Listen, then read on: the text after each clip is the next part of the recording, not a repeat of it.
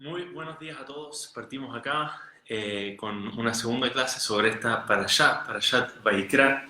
Y como he mencionado bastante estos días, la verdad es que Parashat Vayikra y todo el Sefer de Vayikra es un libro con mucha belleza y con muchas lecciones y con mucho que aprender. Y cuando uno empieza a profundizar un poco dentro de todo el libro de Vayikra, empieza a llevarse lecciones para toda la vida. Y lo que me gustaría partir haciendo entonces ahora, ya analizamos un poco el primer versículo, tal vez tocamos el segundo versículo, pero me gustaría tal vez poner una pausa, por lo menos para la primera parte de hoy, en avanzar más dentro de los psukim y hablar un poco del concepto de los korbanot, de qué es exactamente, estamos hablando de las ofrendas. Es algo que nos suena tan lejano, nos suena tan antiguo, ¿sí o no? Vamos a tomar un animal, lo vamos a llevar al santuario y lo vamos a ofrendar. Y obviamente hay mucho para hablar en esto. ¿Qué significa? ¿Qué es lo que esto implica exactamente? ¿Cuál es el objetivo de esto? Y la verdad es que vamos a tratar de hablar un poco. Este año me he enfocado mucho en estudiar estas parashot, un libro que ha sido nuevo para mí, que ha sido el Rabbi Yaakov Galinsky, que trae muchos insights, muchas explicaciones en qué es exactamente lo que está pasando en los distintos lugares, las distintas ofrendas que tenemos en todo este libro. Y es donde me quiero enfocar hoy. Evidentemente no podemos entender exactamente todo cómo funciona, pero sin duda podemos entender una parte, llevarnos una parte de esto y que ojalá logre un impacto en nosotros. Entonces, para empezar, vamos a partir con lo siguiente. Dice lo siguiente. Voy a agarrarme para dos ideas de esta misma Gemara. Dice la Gemara, más que Yomá, que una persona que hace una avera, hace algo erróneo, hace algo que está mal, y lo repite, dice, para esta persona se le transforma en algo permitido. Y evidentemente no significa que listo, ahora puedes hacer lo que tú quieras. Si no lo hiciste dos veces, haz lo que quieras, hablaste la sonarra dos veces, permitido. ¿Qué significa en verdad? Significa que cuando una persona una vez hizo algo malo y lo vuelve a hacer, ya le perdió un poco la gravedad, ya no se da cuenta tanto el impacto, ya tuvo un impacto en esa persona y ya continúa haciendo algo, ya no lo ve como que es algo tan grave, como ya lo hizo dos veces, en el fondo ya no es tan terrible. Entiendo que tal vez está prohibido, entiendo que tal vez es un daño para el mundo, pero ya me acostumbré un poco a hacerlo, ya no lo veo con la misma gravedad con la que lo hacía antes. Esto es uno de los conceptos que dice nuestro sabio, y una canción famosa hoy en día que dice Shara mitzvah mitzvah, la recompensa de una mitzvah, dice, ¿por qué? Porque uno se enamora de la mitzvah y la quiere volver a hacer, y lamentablemente ese mismo efecto tiene una verá, Shara verá, que el problema, la consecuencia más grande de una verá es que al acostumbrarnos un poco a hacer esta verá la volvemos a repetir. Dice el Rav Galicia, lo increíble, dice que en el momento en que una persona traía un corbán, el corbán tenía un poder especial. La ofrenda no era para Dios, no era como que Dios quiere el animal, entonces Dios acá está, te lo regalo. La ofrenda era para uno. Y dice que cuando una persona traía una ofrenda por los distintos requisitos que había un corte, es como que podías volver hacia atrás, borrar, es decir, no la verá implicaba Teshuvah, pero podías borrar el impacto negativo que tuvo la verá en la persona, y con esa ofrenda tenías como un reset y podías empezar y estar de nuevo parado más o menos en el lugar en el que estabas antes de haber hecho la verá.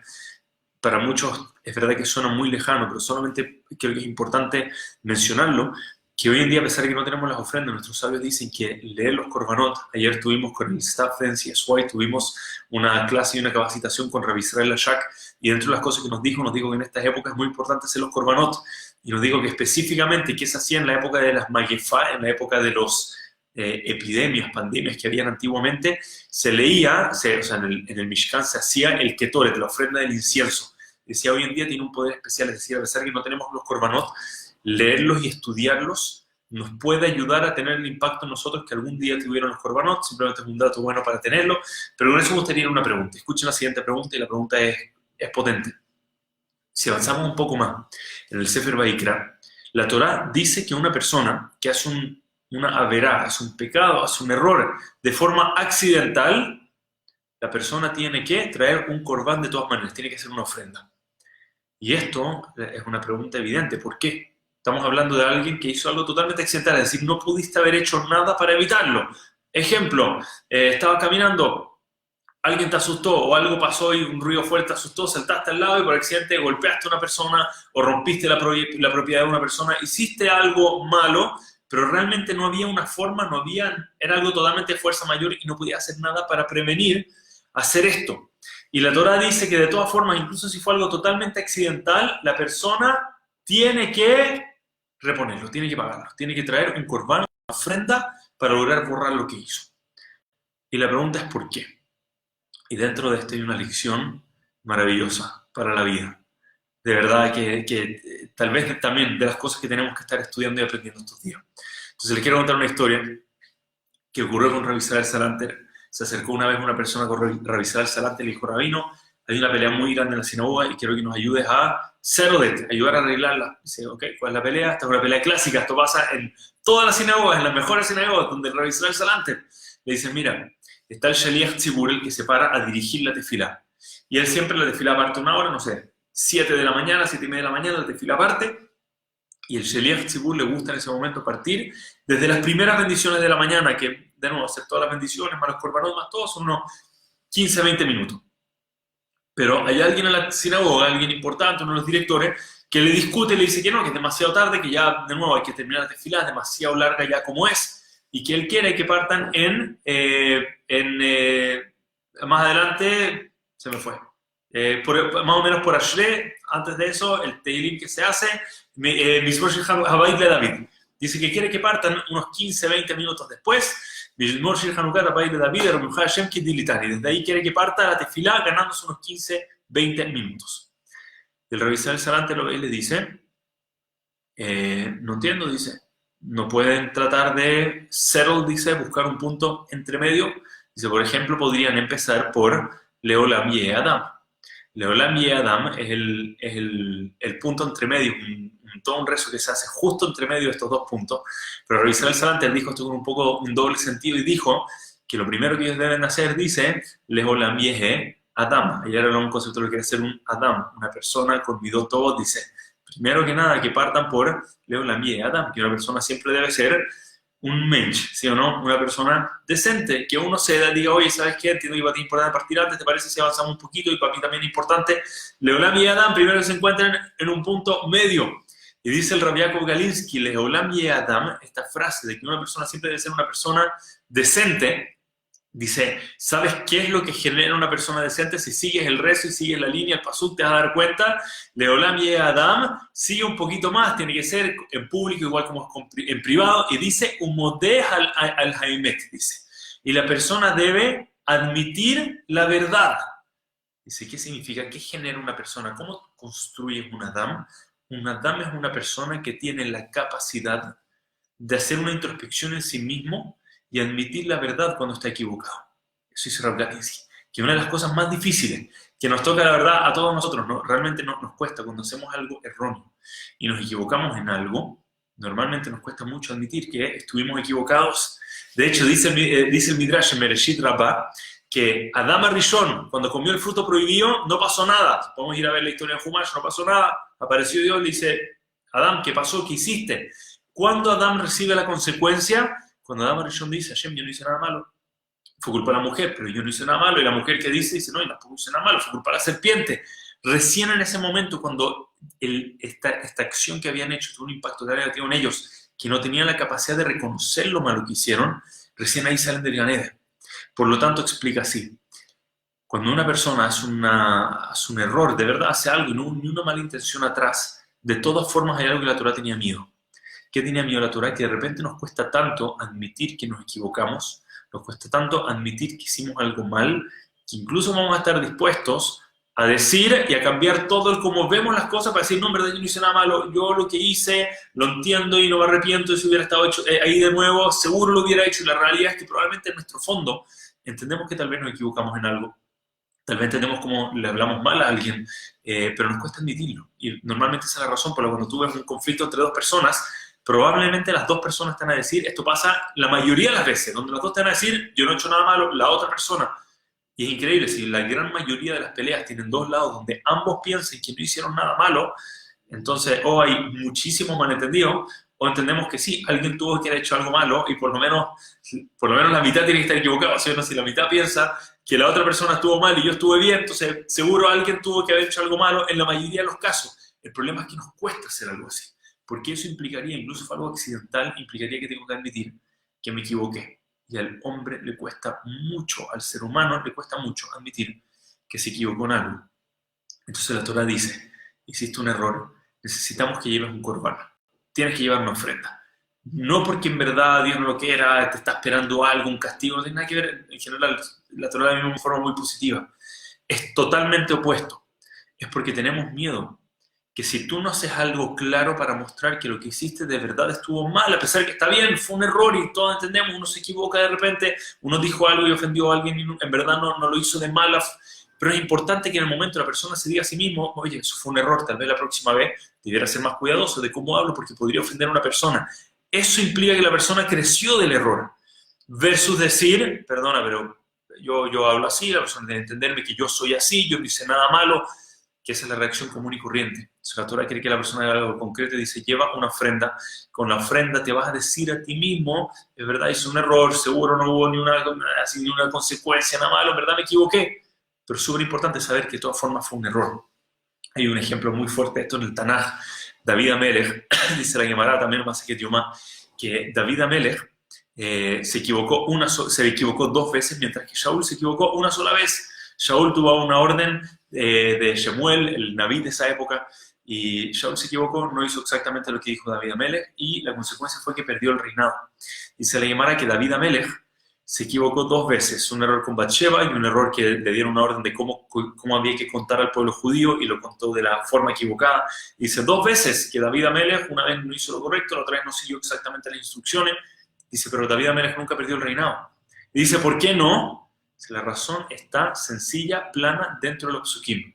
Dice, la primera vez que David Amelech se equivocó, dice, Vayomer David el Natán, Hatati la Hashem. Le dice a Natán al Naví, he pecado delante de Hashem. Mira, tienes razón, me equivoqué, estuvo mal lo que hice. La segunda vez, exactamente lo mismo. Vayomer Natán el David, Gamashem, Edir, Hatateja, Lotamut. Le dice, perdón, eso fue también la primera vez. Siguiente paso dice, Vayomer David, Hashem, Hatati meod asher asiti. Dice, pequé muy grave, muy fuerte en lo que he hecho. Me equivoqué, admitir la verdad. Mientras que es muy fuerte la reacción de Shaul. La reacción de Shaul, después de que no siguió las instrucciones, llega Shmuel con él, Shmuel se le ve la cara molesto, y la Torá dice, llega Shaul corriendo, dice, Baruch atala Hashem akimoti et devar Hashem, le dice, bendito eres tú delante de Hashem, he cumplido con la palabra de Hashem, le dice. ¿Cómo que he cumplido con la palabra de Hashem? Hiciste justo lo que te dije que no había que hacer. Dice, como Shaul tuvo esta incapacidad de admitir cuando se equivocó, y al revés, lo cambió todo, al punto de decir, mira cómo cumplí con la voluntad de Hashem. Dice, eso le causó el reinado a Shaul, alguien que no tenía la capacidad de ver cuando se equivocaba. Y podemos llegar a caer incluso en un error de nuevo. Si Shaul, el rey del pueblo judío, de los reyes, de las personas más distintas de la historia, pudo caer en esto, sin duda todos nosotros tenemos este peligro de llegar incluso a hacer algo malo y decir, no, yo estoy cumpliendo con la voluntad divina. Y la forma en la que nosotros corregimos esto es con mucha introspección, con realmente tratar de ser lo más racional, ver desde afuera la foto lo más posible, aconsejarnos de gente que nos quiere. Gente que nos quiere de verdad, no siempre nos van a decir, no, seguro tú tienes razón, no piense que a veces el que lo quiere es el que le da la razón en todo. La mayoría de las veces, la persona que te quiere es la persona que te dice, mira, si yo te lo digo con mucho cariño, racionalmente hablando, yo pienso que tú estás equivocado en esta.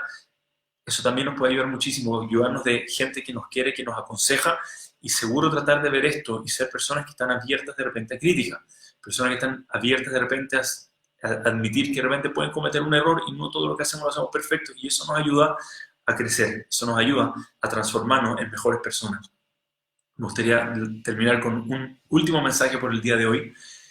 La palabra, es como que lo salté y hay tanto para hablar dentro de esto, es bien famoso, pero creo que es importante parar y mencionarlo. La Torá nos cuenta, cuando partimos el Sefer, dice, Vaikra el Moshe, Vayaber Hashem elav, Meoh el Moed, dice, y Hashem llamó a Moshe, y la palabra Vaikra tiene una alef pequeña, tiene una alef más chiquitita que el resto de la Torá. Entonces el Midrash nos cuenta que esto fue por la humildad de Moshe Rabenu. Vaikra significa cuando Hashem te llama porque fuiste como elegido para hablar. Cuando la persona es elegida para que Hashem hable con él, la Torá dice la palabra Vaikra. Cuando no, dice Vaikar. Cambia un poco la palabra y dice también lo llamó, pero le quita esta alef, sin una alef. Por ejemplo, Bilam el malvado, Hashem también hablaba con él, pero cuando lo llamaba dice Vaikar Hashem el Bilam. Hashem llamó a Bilam, pero sin esta alef, es decir, happens to be que Hashem necesita algo de Bilam, entonces le habló. No es que Bilam fue meritorio, tenía ese nivel tan elevado. Entonces, dicen que Moshe Rabenu, cuando llegó y tuvo que escribir Vaikra, Moshe le dijo a Hashem, no, yo no voy a poner esa alef, si yo evidentemente no soy meritorio de hablar contigo. Y Hashem le dice, no, tú sí eres meritorio por la alef. Y Moshe le dice, por favor no me hagas poner esa alef, no me siento cómodo poniendo esa alef, yo siento que no estoy meritorio. En fin, al final Hashem le dice, mira, hay que, donde manda capitán, le dice, por la alef, Y Moshe la puso, pero le costaba tanto poner la Aleph que pone una Aleph chiquitita. Y por eso cuando vemos la palabra Vaikra tiene una Aleph más pequeña.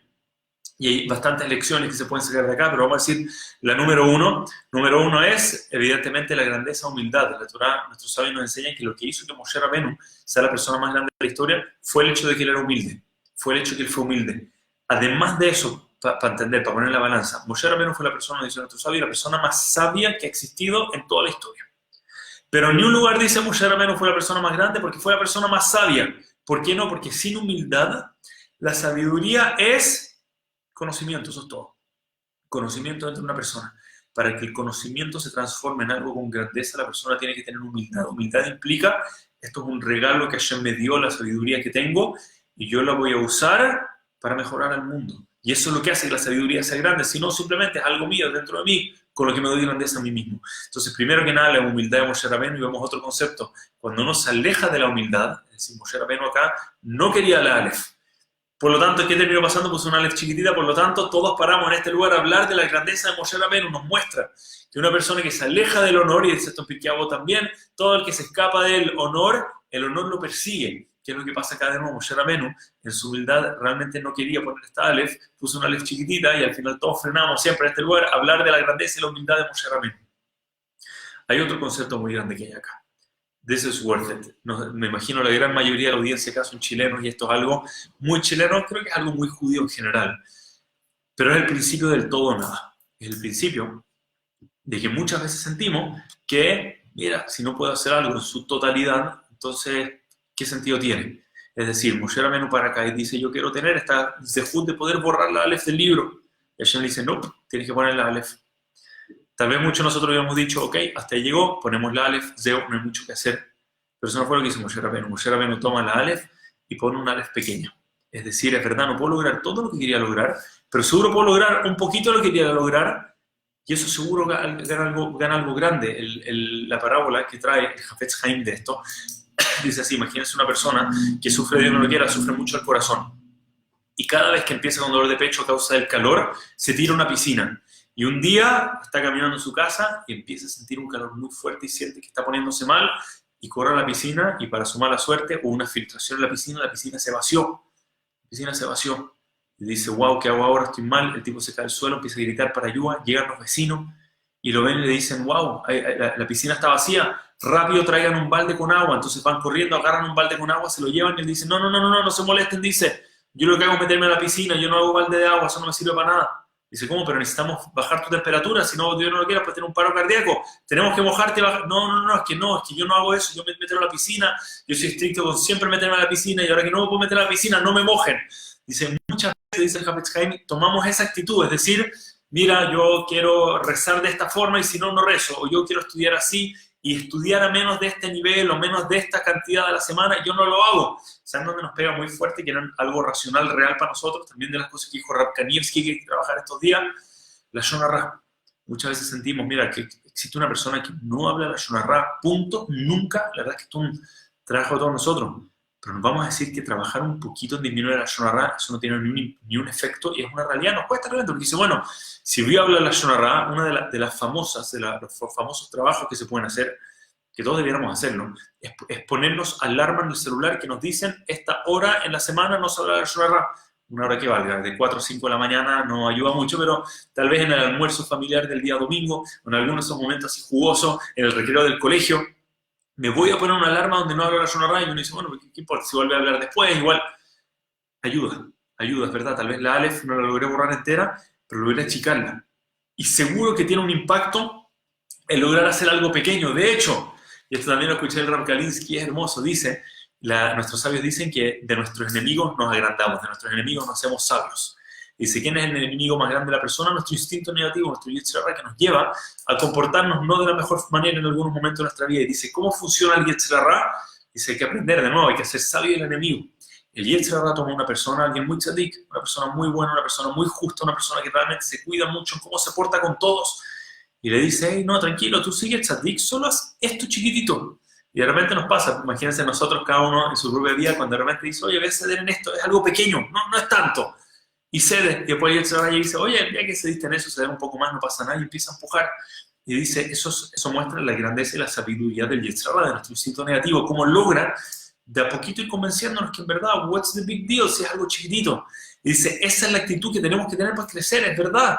No siempre puedes llegar y subir de una a lo más alto, pero toma un paso para arriba, toma un escalón, ponte la alarmita en el celular y di, mira, este momento de mi día yo no hablo la Lashon Hara, yo me cuido lo que hablo en ese momento. Este momento, tal vez 3 minutos va a ser un momento asignado para mí, tal vez para estudiar o aprender a hacer una mitzvah. 3 minutos. Ah, pero qué gano, son 3 minutos. Es un paso. No tenemos idea de lo alto que podemos llegar solamente por tomar un pequeño paso. Y eso es lo que viene a enseñarnos Moshe Rabbeinu acá. No es todo nada. De repente un paso chiquitito en la vida te puede cambiar totalmente.